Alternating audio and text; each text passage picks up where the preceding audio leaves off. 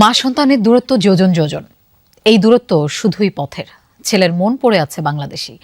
অসুস্থ মায়ের কাছে থাকার কি ভীষণ আকুতি।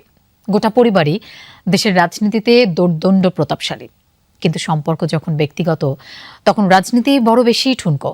কঠিন বাস্তবতায় কোথায় যেন আটকে আছে সব। মা বিএনপি চেয়ারপারসন বেগম খালেদা জিয়া ও সন্তান তারেক রহমানের এই থাকা না থাকার বেদনার্ত আক্ষেপের কথাই জানাচ্ছেন।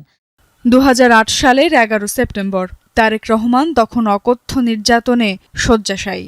কথা চলছে উন্নত চিকিৎসার। ওই দিন সাব জেল থেকে মুক্তি পেয়ে ছেলেকে পিজি হাসপাতালে দেখতে যান খালেদা জিয়া।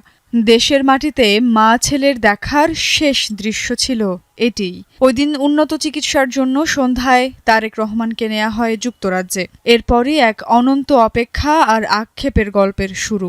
অপেক্ষা মায়ের সঙ্গে ছেলের মিলনের, আক্ষেপ ভাইয়ের শেষ নিঃশ্বাসের সঙ্গী হতে না পারার। 11 পরবর্তী তত্ত্বাবধায়ক সরকারের সময় উন্নত চিকিৎসা নিতে তারেক রহমান পাড়ি জমান যুক্তরাজ্যে।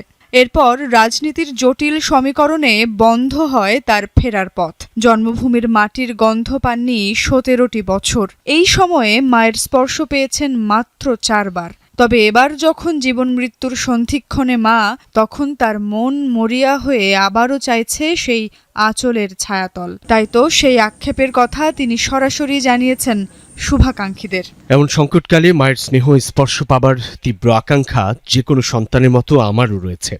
আঁচ নিতে না পারার কষ্ট তারেক রহমানের এই প্রথম নয়।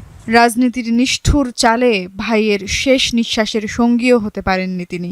2015 সালের 24 জানুয়ারি মালয়েশিয়ায় আরাফাত রহমান কোকো যখন শেষ নিঃশ্বাস ত্যাগ করেন, তখনও কয়েক হাজার মাইল দূরে অসহায় এক বড় ভাইয়ের নীরব অশ্রুর সাক্ষী হয়েছিল টেমস নদী। সবশেষ চলতি বছরের জানুয়ারিতে চিকিৎসার জন্য লন্ডনে যান খালেদা জিয়া। অসুস্থ মাকে তখন প্রাণপণে আঁকড়ে ধরেছিলেন তারেক রহমান। রাজনীতির ভারী পদপদবীর বাইরে মা সন্তানের সেই মুহূর্ত চোখ ভিজিয়েছিল বহু মানুষের। সব জটিলতা হয়তো কাটবে দ্রুত, হয়তো দেশেও ফিরবেন তিনি। একজন সন্তানের কাছে কি জবাব দেবে ভূ রাজনীতির মারপ্যাচে পড়া এই বাংলাদেশ?